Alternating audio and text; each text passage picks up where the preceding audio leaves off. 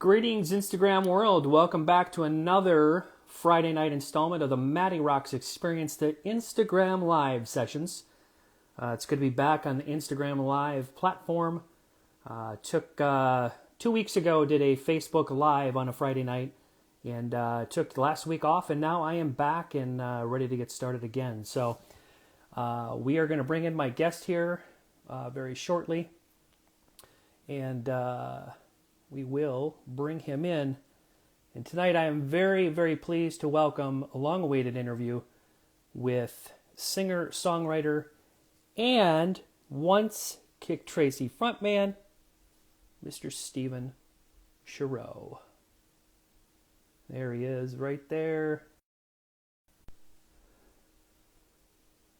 Bringing him in. Here we are, technology. Yeah, baby. We did it. It's a funny thing. How are you, man? I'm doing great, my friend. How are you? Good. It's good to catch up, and I know that you and I have been planning this interview for a very long time, and I want to say thank you for honoring this interview as long as we've been planning it. So you're very welcome. Thank you. I appreciate your persistence. Right on. So how are you doing during this time? Safe and healthy? Everything going good? We are, yeah. I mean, I'm thankfully a lot to be grateful for, right? Keeping it simple, every breath, and making some music and trying to stay creative and getting outside and walking and, just breathing. Where are you at right now in the United States? Are you in Minnesota or LA? I'm in a place called Ojai, California. Ah, I know it well. Yes. I used to visit Ventura when I was a kid. Ah, fantastic. Yeah. Fantastic. Yes, I love it here. I've been here about 15 years. I'm not sure about where I would go from here. I'm very happy. Good for you. Happy New Year to you. Thank you very much, Maddie. How about, and same to you. Where are you at? I'm in Burnsville, Minnesota, from my home. Burnsville, Minnesota. I know it well. Yes. Well, I know it's early in 2021, and have you transitioned into the new year? Good.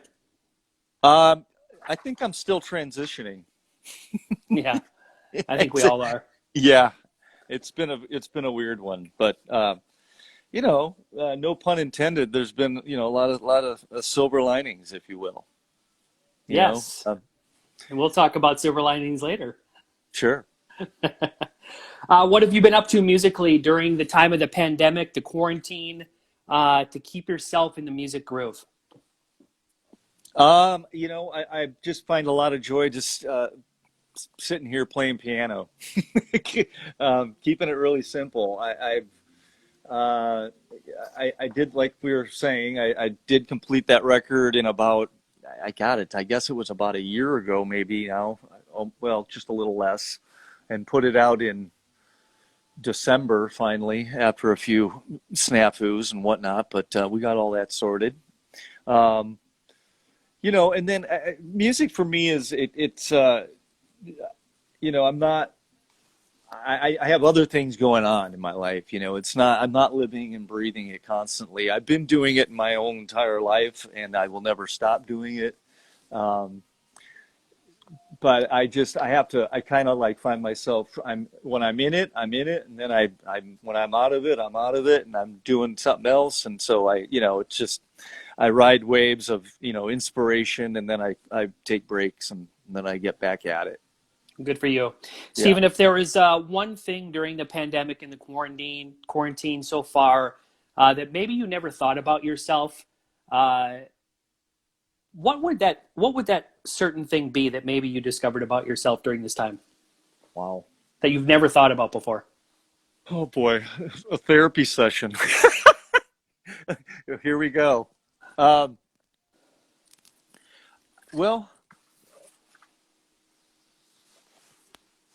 I love pets. No, I'm happy being alone. Okay. There's a lot. I've been blessed with a pretty good chip in me I've always had a pretty good sense of gratitude, I guess. It kind of keeps my it's my, my bearing, my north, if you will. And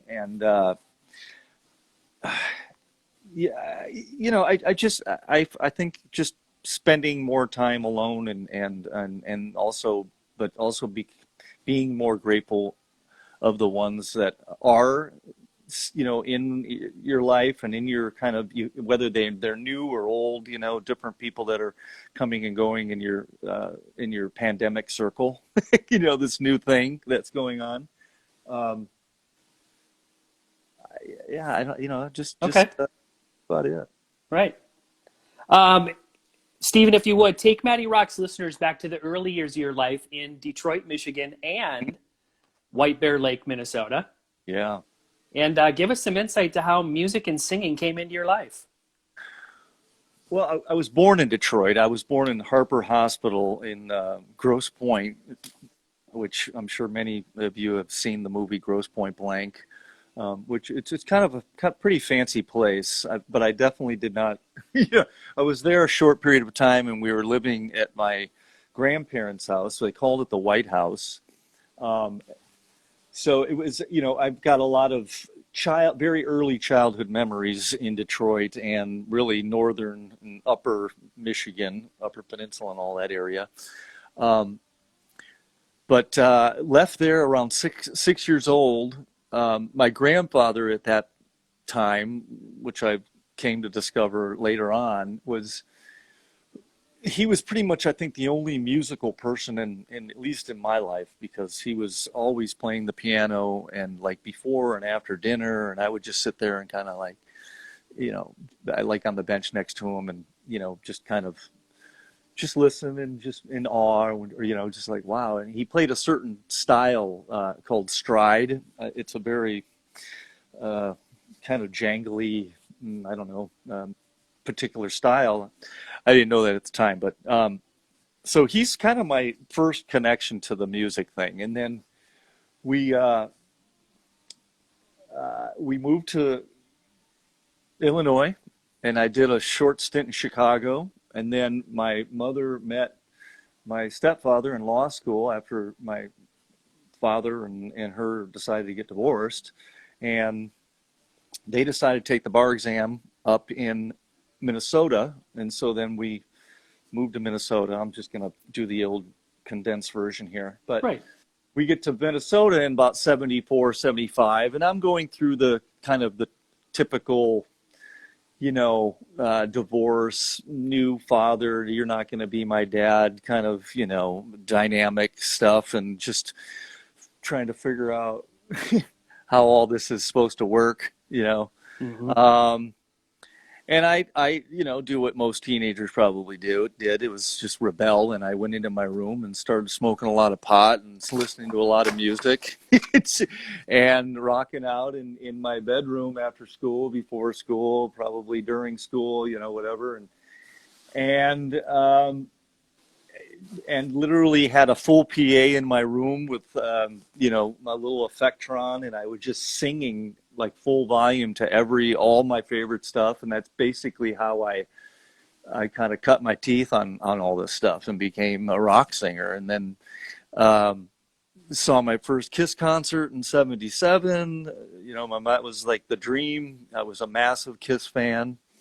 Um, and that changed my life. And then had an opportunity to, I was kind of friends with the local, or the local band guys in high school, and at some period of time, I meet this drummer that just came to school. He's sitting in my homeroom, and he's like, "Yeah, I'm looking for a band." And I go, "I know the guys."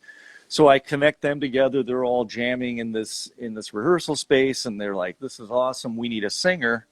And there it is. It's like first band, and that was called Exodus, and that was literally out of White Bear Lake.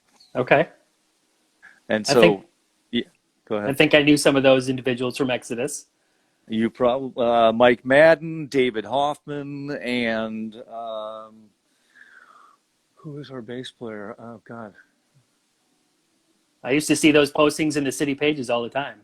and Rob Colson. Exodus was warming up for bands like Obsession Yep. and Chameleon and, Rocking Horse and, Oh, and then and then Exodus turned into Mad Hatter, which was, and then another, anyway, it's just in all my childhood bands. right on. Who were Good some stuff. of those musical influences early on, singer wise, that have helped shape who you are all throughout these years as a singer? Who kind of formed you? Yeah. A guy named Graham Bonnet was a big influence.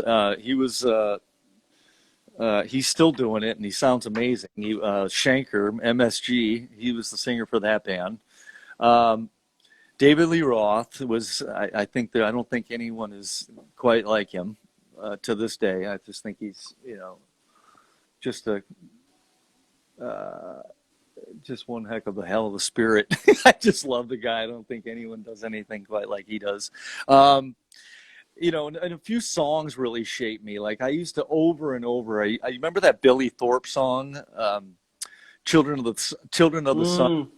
Yep. I used to just sing that song over and over. I just had a very weird kind of, I loved Gary Newman, Ooh, Cars, that record I was listening to, Nugent, early Nugent, um, Halford, The Kiss, pretty much that kind of shaped it up for me.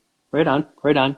I want you to touch on some of these earlier musical experiences around town.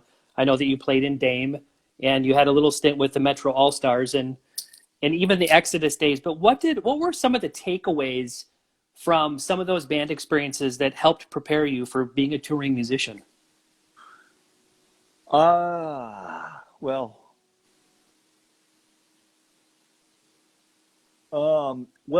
Kik Tracee,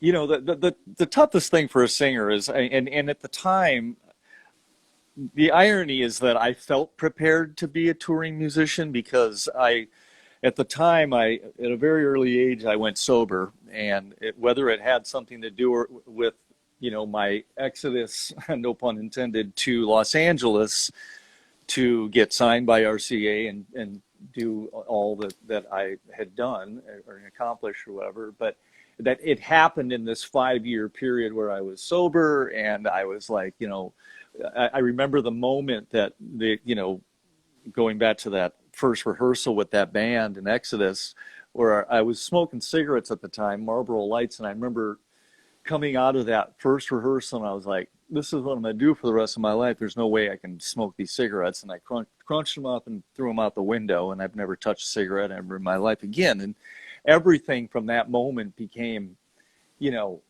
about revolving around the voice health and just, maintaining, a proper voice and good voice while I was just a stickler for wanting the material to sound like we recorded it. And anytime, and it's happened to me, it's one of the worst things that ever happens is if you partially lose your voice or completely lose your voice, it's just a god awful nightmare. So I never wanted that to happen. Right on. In '87, you embark on the journey from Minnesota to the big lights of Hollywood in the Sunset Strip. What was that journey like? I mean, describe that journey. What did it look like? Well, yeah. My mom says it's funny because she's like, she said the way she remembers it, I came up the stairs like, hey, I'm moving. And they're like, really? And like, when? And I said, like tomorrow morning or something like that. And they're like, where are you going? And I was like, Los Angeles.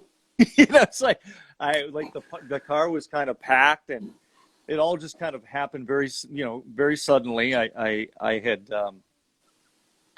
87, August of 87, and I loaded up my Cadillac Cimarron and I headed west, where, get here, we'll do the rest kind of thing. It's supposed to be the best. It has been, to be honest with you. It's been a good ride. Just to be part of the Sunset Strip and experience that whole, the flyering and just being part of that culture and that whole movement and feeling all that energy, being just thrown into rock and roll and everything that I loved and stood for, the bands that I, Motley and Rat and all these bands that were out here that you kind of just, you're dreaming about, or, kind of just visualizing what's all that about. Um,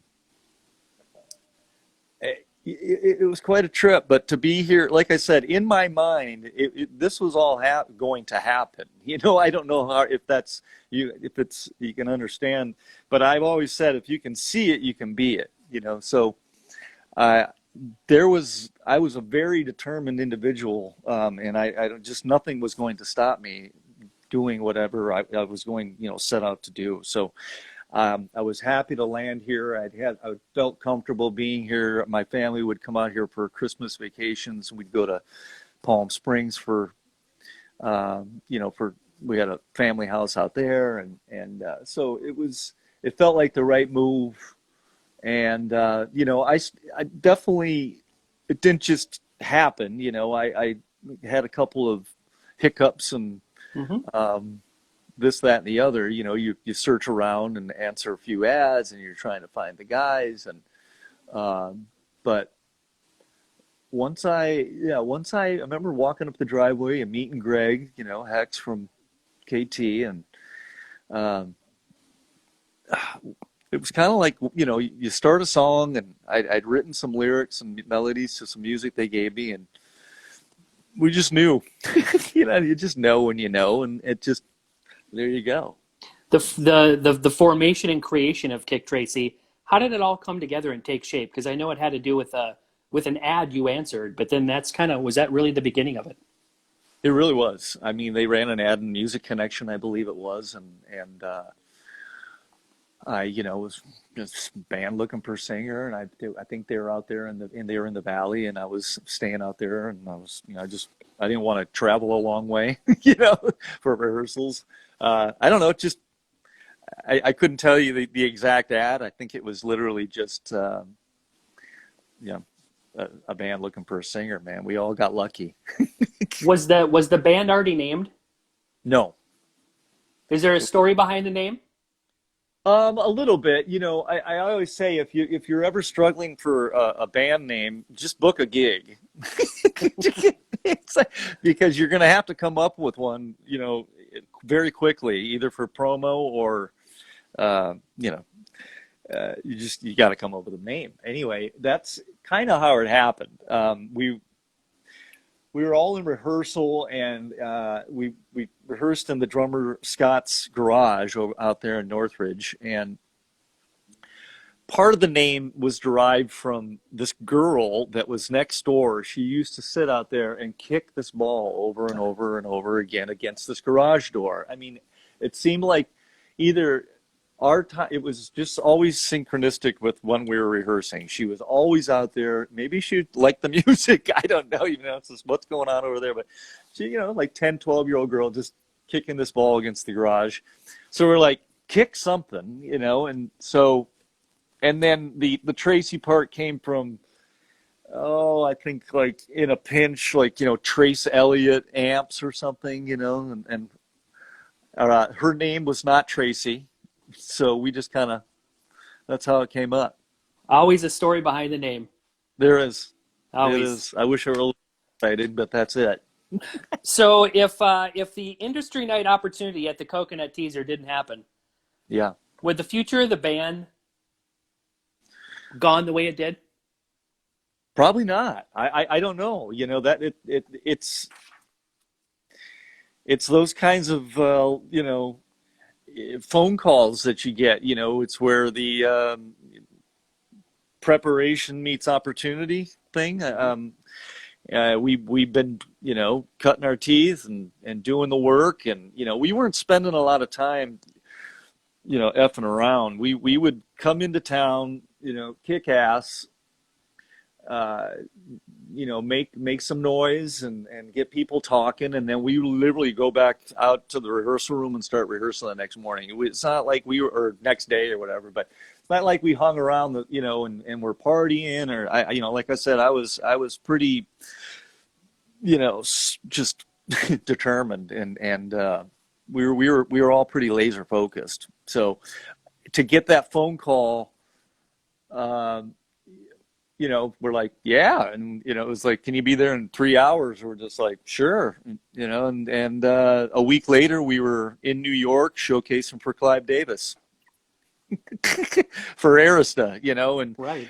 and then RCA was already had their hat in the ring as well. But, and then the so-called, label wars start, and they, Arista eventually, it was, what an honor to play for Clive Davis. I mean, it was literally just Clive sitting on a couch in the back of a room. And I've done that several times with some pretty named people, but something about Clive Davis was, and for them to offer us a deal that, at the time was solid, but something about RCA and the people, and just the enthusiasm. It was a different level of enthusiasm, I guess. They really felt like it. For us, it felt like this is a team. We were all in this together, kind of thing. I mean, obviously Clive's Clive, but still, we obviously, where the story goes, we went with RCA, and there you have it. Hey, that's the path you took. That was the right path at the Yes. time, and it worked out. It did. We did something right that night. Absolutely, you did. Absolutely, you did. I want you to talk about the relationship with Dana Strum, and what his work and friendship has meant to this band over the years. His contribution. Well, obviously, his contribution to No Rules is just huge. I mean, he was developing. Dana came to us by way of Bob Ezrin. Mm-hmm. You all know Bob Ezrin, the Pink Floyd, The Wall, and Alice Cooper, et cetera, et cetera. Just a fantastic producer. We'd met with him several times. He was actually slated to do the record. He wanted to do the record, and then all of a sudden he got some other commitment. I don't know, scheduling something came up, and he's like, listen, I'm working with this guy, Dana Strum. We're kind of we wanted to do something together, and then the decision they were going to do it together. And then I should say, then the scheduling thing came up, then Bob was out, and now it's Dana. And Dana had just come off and finished the Slaughter record, and developing a sound. He was definitely,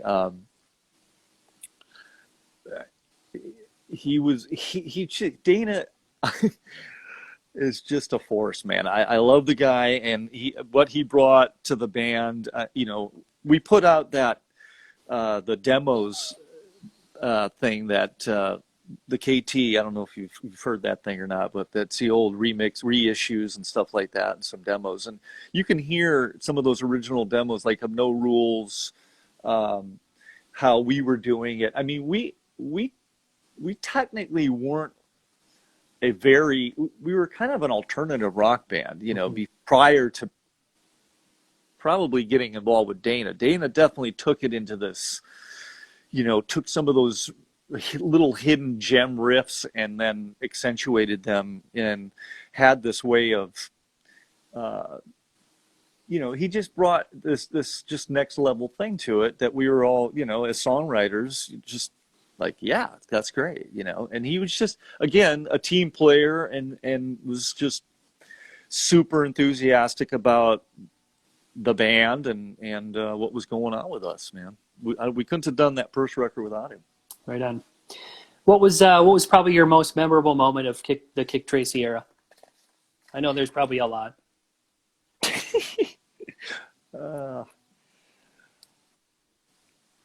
Yeah.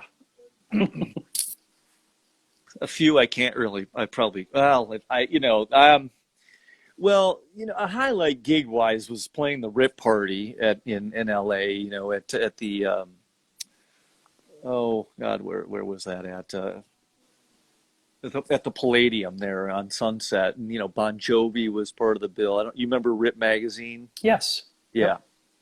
Lon friend, good friend, at the time still and whatnot. But it was just a great bill, and the band was we had just finished. Uh, just finished, or no, yeah, we were writing. Uh, we were making a big buzz right now. No Rules was out or had just come out, and we had some new material that was about to come out. In Trance was written, and some stuff that was about to come out on Field Trip, I think. And the buzz on the band was just like crazy at that time, and that house it was just a really electric gig, and just meeting some of the people that night was pretty. It was just a good. We had a great show. I think we only played like 6 songs, but we just killed it, and it was a great house. That I don't know. It's good stuff. Right on. If my research has done me right, was it 3 studio albums? There's No Rules. There was Field Trip, Yeah. which the concept behind that was we were going to take a little, have a little, get out of the classroom and check out for a minute and kind of make our way to where, from No Rules and kind of bridge the gap into where we were going creatively, which was going to be Center of Attention, Mm-hmm. Center of a Tension, which there was a lot of tension at the time in the band, which, hence the title. But that record, Center of Attention, there's a version of it. It's their board tapes. I think it's live from a Sound City rehearsal studio. We were in pre-production. We had Garth Richardson was slated to produce. We had been in pre-production with him for about maybe a month. Literally all we had to do was push our gear out of the one room across the alley into the studio, and we'd be recording. But that record was never officially released. But yes, those would be the three pieces of music. Is there plans to release that third one? Is there something out there? I mean, I think there will be. Yes, I think it's going to somehow officially be released. Yes, eventually. Okay. That's all I'll say about it. Okay. 93. What led to the disbanding of the group? What was it? What was the? Sex, drugs, and divorce. I don't. I know it wasn't grunge. No. So many people think that era, but I don't think. Yeah. Everybody. We were a young band. We were thrown into this machine. I think.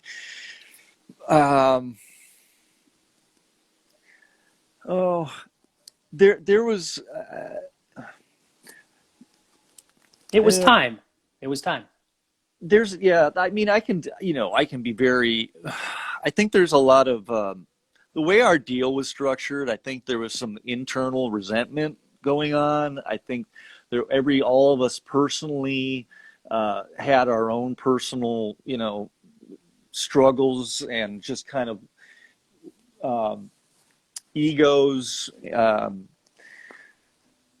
desire to create other things, creative differences. I mean, that sounds, cliche, but it is true.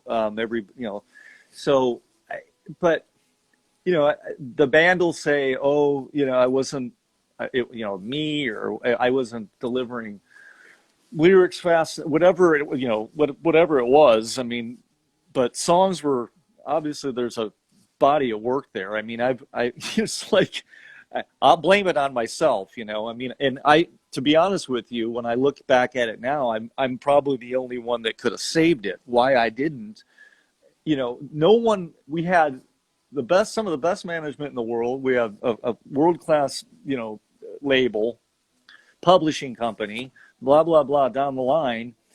And everyone, it was just kind of like everyone just froze, no one, including myself. I remained with RCA for 2 years after that. I wrote with a bunch of people. Um, I, I don't know. The irony about the whole thing is that apparently the band fired me, but I'm the guy that had the deal. It's like, what the fuck? He said, Right. it's kind of nutty, but and uh, pardon my French, but this is the way it was, unfortunately. Right. I've seen a lot of comments scroll down at the bottom here, and a lot of people are talking about, a Kik Tracee reunion. Yes. Do you think something like that will ever happen down the road? I think aren't we the last remaining band that hasn't? I think so. Our value keeps going up the longer we hold out, doesn't it? It does. It does. Uh, Anything's possible, I guess. Would you like one? I love the songs. I love the music. Uh, would I like one? It's such a tough question. I love the guys, but none of us. I like I said, I think I said in another interview, I think 4 out of 5 of us would do it. And somebody said, "What about the other dentist?" It's like, just kidding. Uh, um, I'm up for it. It's not going to change my life one way or the other. I'm cool. It'd be great if you did, and I mean, if it doesn't happen, it doesn't happen. But I know the fans Yeah, would like it. thank you. I do Absolutely. it for the fans. Period. Yeah, that's what it's all about. Yep. I know that you had a stint, and I don't know where this really fell chronologically, but I know you had a stint with trying out for some other bands. Motley Crue being one of them. Was Velvet Revolver really one of them too? Yes, it was. Okay, so what? Talk us through those experiences. What were they like? What was it like giving those Uh, bands a shot? yeah. Well, the first one happened in the midst of Kik Tracee. It was kind of near the end. That was the Motley Crue situation. I was pretty good friends with Mickey at the time. My son Jagger, who's now 29, and I'm a grandfather of a year and 4 month old beautiful baby girl, Sequoia. Congratulations. Thank you very much. But Jagger and Mickey's son Gunnar were very good friends, and their moms would hang out a lot. And so I spent a few holidays over there, and et cetera, et cetera. And during this time is when I'll never forget. I was, crashed out. This is when I used to sleep in till like 11 or 12 in the morning. Those days are over long ago, but um, I remember getting a call at about 11:30 in the morning from Mickey, and he's like, "Dude, Vince just left the band, and just he's like, we're wondering if you'd be interested in coming down." I'm just kind of like, am I dreaming? What's going on right now? I'm a kid that, guy who grew up in the Midwest, basically cutting my teeth in cover bands, singing Motley Crue and Priest, like I said, and 4 sets a night, and throwing in an original here and there. But I've covered a lot of Motley Crue, and I'm just kind of going, well, yeah, sure. But so about a week or two later, I'm in the room with them, and it's always surreal to be around. It's an energy thing, it's just super loud. um, and there's a lot of, it's Motley Crue, and you're there to rock out, and you just have fun, and that's what we did. We did about 4 or 5 of their tunes, and then we started working on stuff, and the process was beautiful. It was fantastic. And I remember leaving the room and driving, getting in my car. I remember the sun kind of setting. It was out in Burbank near the airport. It was this big, production room. And,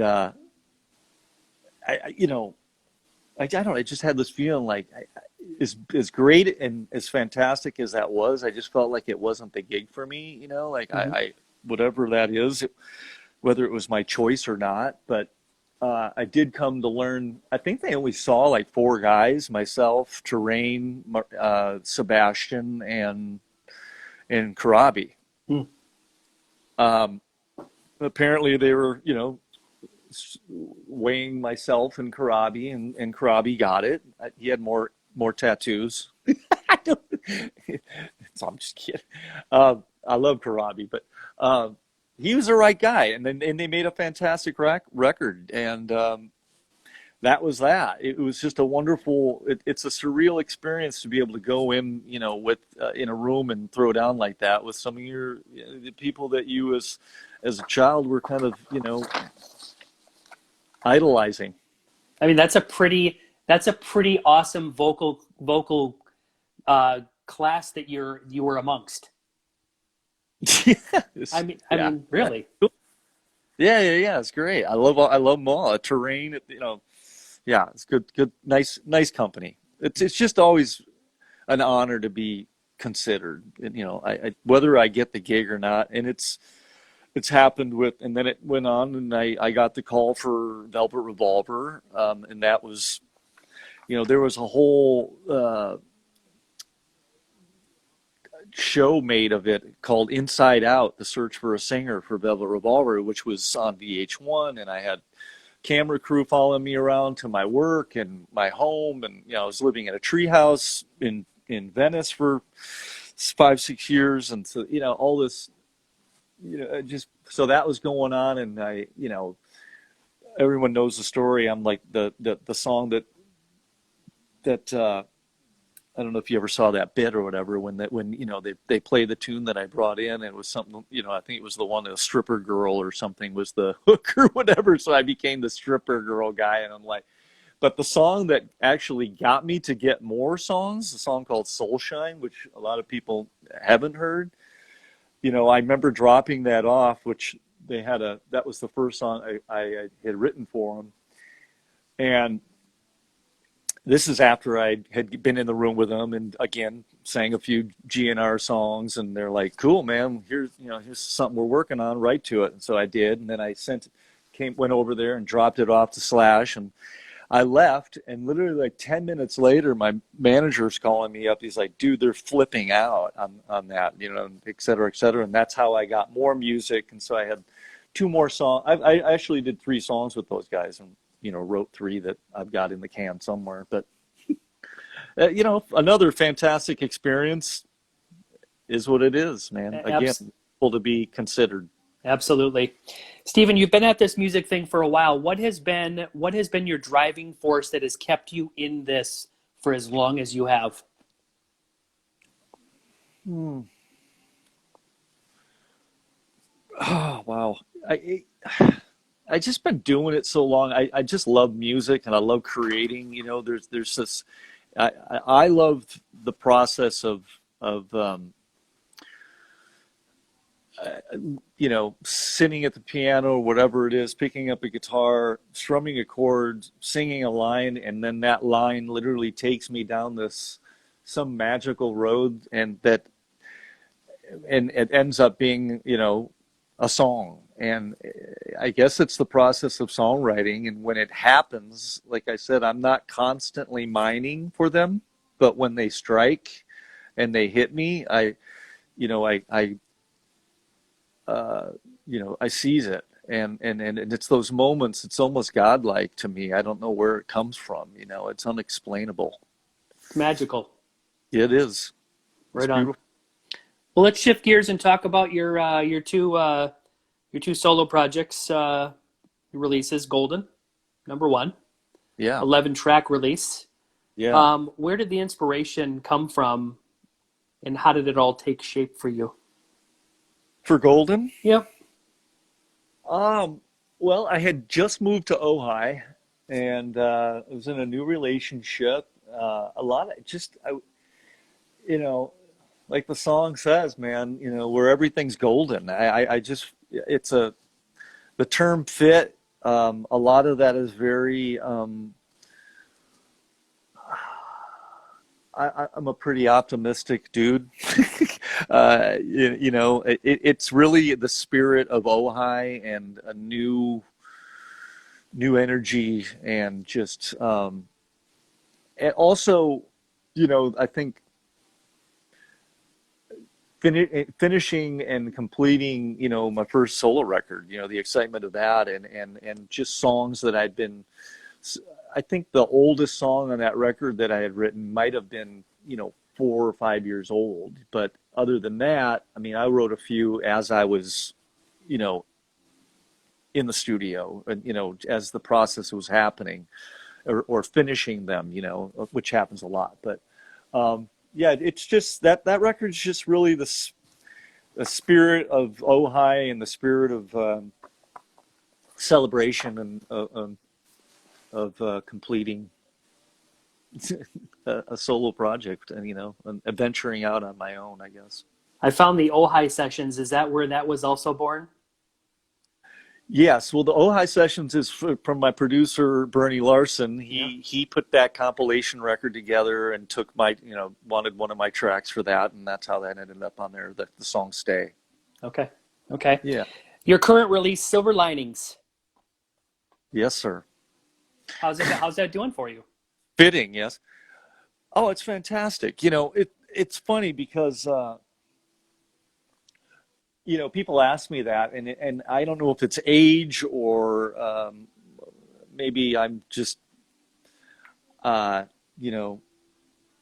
of going back to what I was saying before. I've been doing it so long that I'm not. I've come to a point in my life where I'm not so attached to the outcome of things anymore. The irony about the term release is it's kind of personal. The release is, again, like just completing something, releasing it out of me so that I can move on to the next whatever it is that inspires me. Things that linger and are unfinished, it doesn't jive for me. I like to complete it. If people want to,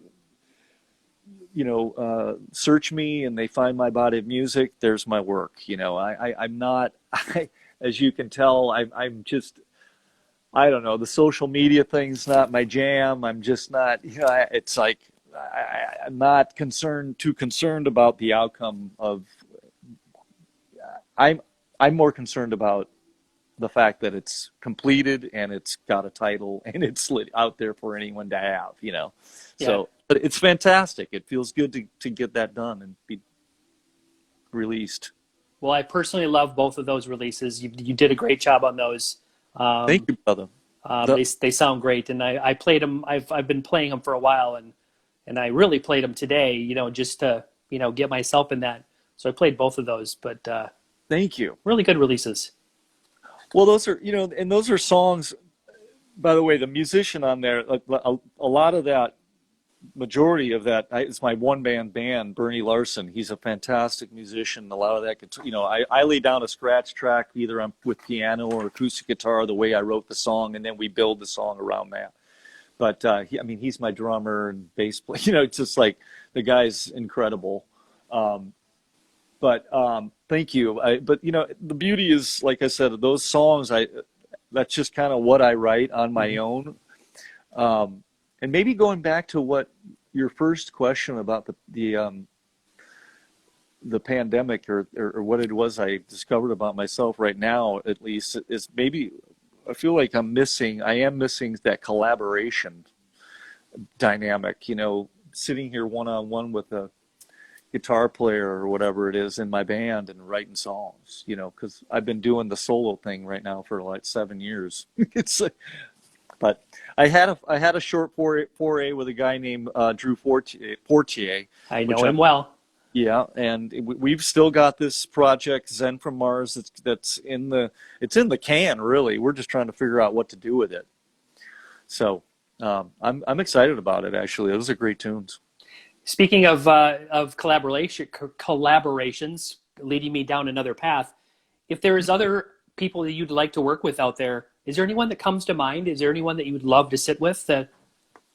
and get some music out with? Oh, Jim Morrison. Uh, if that were possible. John Lennon. God, they've all died. Shit. You know, right? I've been listening to this. I'm kind of into this like soul thing right now. This Duran Jones and the Indications. Is Sly Stone was still with us? I'd love to like jam with him. Yeah. Right on, right on.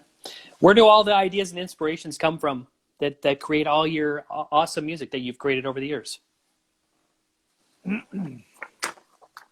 Well, yeah, like I said, these things, they just kind of like hit you, and it's like, oh, that means something to me, and hopefully when it hits me, I take a moment to either write it down or, complete it, finish it, or start working on it. Um, Personal experience, dreaming, um, just relationships. Silver Lining's all about relationships. I'm basically just kind of calling myself out and wearing my heart on my sleeve and throwing it all out there, good, bad, or ugly. It's just, I just trying to be as truthful as possible and honest and keep it from the heart, keep it real. Right on. You know, Make, If there was one key ingredient that kept you making music for many more years to come, what would that key ingredient be? oh, wow. Right now, I'm just gonna say the piano. Okay. I just, it's been such a beautiful new tool for me. I don't consider myself a piano player by all means. I'm literally like a child on it. I'm not schooled. I'm not trained. Everything I play by ear. So I just um, make it up, and it's like meditation to me. Hey, as long as the piano is there, you will continue to make music. This is true. This is true. Stephen, I want you to reflect back on your entire musical career to date. Yes, sir. What would you say is your biggest musical accomplishment? Hmm.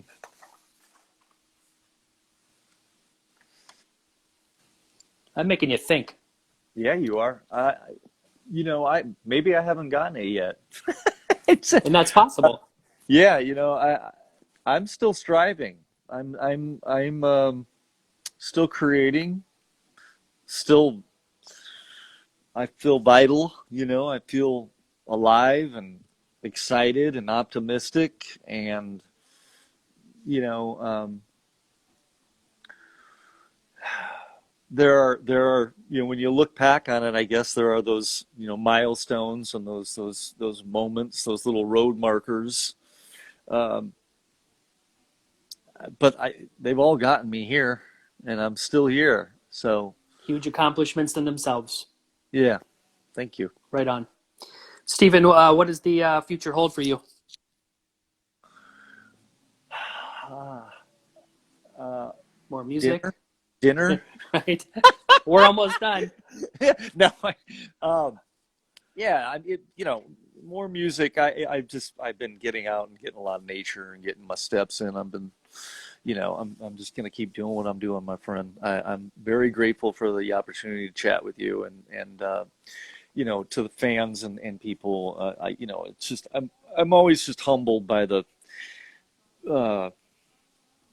that the music, the power of music is, and how it's timeless, and people. I'm To me, that's the biggest thing is the fans' connection to our music and how it has some sort of memory for them, or it got them through some good times, bad times. It's just because it's done the same for me all my entire life. With my whatever bands, and so to be a part of that and to have some influence on people in some way, shape, or form in their lives, in a positive way. I'm just humbled and grateful. Right on. Where can we direct people who want to find out more about you and all the great music that you are creating? StephenShareaux.com is probably a good spot. Instagram. Uh, I could use a good social media guy.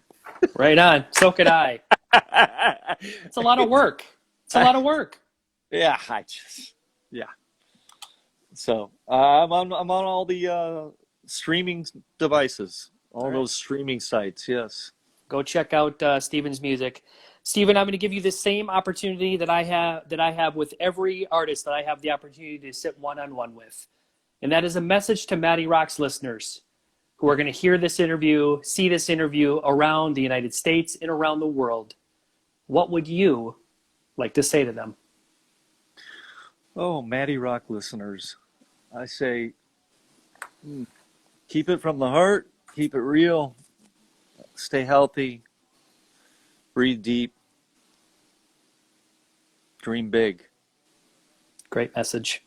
Stephen, thank you again for taking the time out of your night to sit one-on-one with me with this conversation. Truly an honor that I had the opportunity to do this with you. Continued success to everything you've got going on in your musical arena.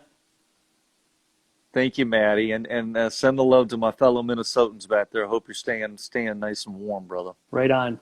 I appreciate it. You've heard it here, MattyRocks listeners. MattyRocks and Stephen Shareaux. Thanks again, Stephen, and stay safe and healthy through the rest of 2021. You too. Same to you, brother. Cheers. MattyRocks out. MattyRocks.